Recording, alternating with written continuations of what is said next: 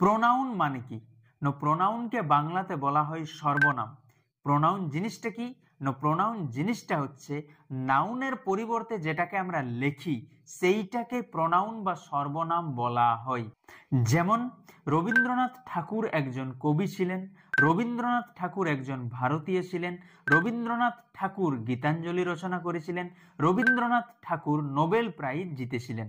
এই যে বারবার রবীন্দ্রনাথ ঠাকুর আমরা বলছি, এটা যে বলছে উহাকেও বিরক্ত লাগছে, যে শুনছে উহারও মাথাটি খারাপ হচ্ছে, এবং যে লিখবে উহার তো জীবনটা জল হয়ে যাবে। সেই জন্য এইটাকে এড়ানোর জন্য প্রোনাউনের আবিষ্কার করা হয়েছে। কেমন? একবার বললেই বোঝা যাবে।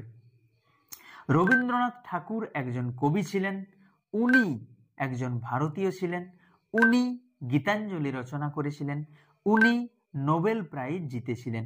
এই যে বারবার রবীন্দ্রনাথ ঠাকুর না লিখে আমরা উনি কথাটা ব্যবহার করছি, এইটাই হচ্ছে প্রোনাউন। রবীন্দ্রনাথ ঠাকুর যেহেতু রেসপেক্টেড লোক, সেই জন্য উনি কথাটা ব্যবহার করছি, এমনিতে আমরা সে কথাটি ব্যবহার করি, এইটাই হচ্ছে প্রোনাউন।